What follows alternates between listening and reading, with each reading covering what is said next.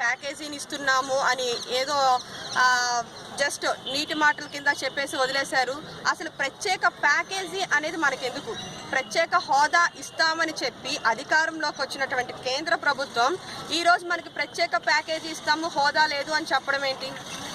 ఈరోజు అంటున్నారు ప్రభుత్వ పెద్దలు, ఇది చట్టబద్ధత లేదు ప్రత్యేక హోదాకి, చట్టంలో లేనటువంటి విషయాన్ని మేము కల్పించలేము అని. మరి చట్టబద్ధత లేనటువంటి అంశాన్ని ఎన్నికల మేనిఫెస్టోలో ఎందుకు కల్పించి ప్రజల్ని ఆ రోజు ఎందుకు మోసం చేశారు?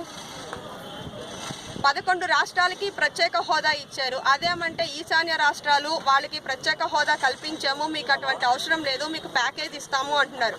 మరి రాష్ట్రాన్ని అడ్డగోలుగా విభజించినప్పుడు, ఒక కేంద్ర ప్రభుత్వం విభజించినప్పుడు 5 సంవత్సరాల పాటు మీకు ప్రత్యేక హోదా ఇస్తామని ప్రకటిస్తే కాదు మేము 10 సంవత్సరాలు ప్రత్యేక హోదా ఇస్తాం అధికారంలోకి వస్తే అని చెప్పి ప్రజల్ని మభ్యపెట్టి ఆ రోజు ఓట్లు వేయించుకుని ఈ రోజు ప్రత్యేక హోదా అనే అంశమే చట్టంలో లేదు అని చెప్పడం ఎంతవరకు కరెక్ట్?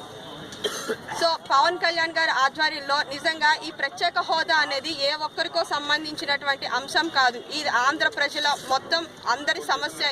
ఈ సమస్య మీద మన అందరం కూడా పవన్ కళ్యాణ్ గారి ఆధ్వర్యంలో పోరాడదాము. ప్రత్యేక హోదా సాధించుకునేంత వరకు కూడా మనం విశ్రాంతి అనేది లేకుండా దీని మీద పోరాడదాం. మనకి ఎటువంటి ప్యాకేజీలు వద్దు, ప్యాకేజీల వల్ల ఎలాంటి ఉపయోగం లేదు, హోదా వలన మాత్రమే మనకు ఉపయోగం. హోదా వలన పరిశ్రమలు వస్తాయి, ఎందుకంటే ట్యాక్స్ అనేది ఉండదు కాబట్టి కొత్తగా పరిశ్రమలు పెట్టే వాళ్ళకి అవకాశం ఉంటుంది. 100ల కొద్దీ పరిశ్రమలు వస్తాయి, 100ల కొద్దీ పరిశ్రమలు వచ్చేసరికి వేల కొద్దీ ఉద్యోగాలు క్రియేట్ అవుతాయి. ఈ రోజు పొట్టకూటు కోసం గల్ఫ్ దేశాలకు వెళ్ళేటువంటి బాధితుల సంఖ్య తగ్గుద్ది.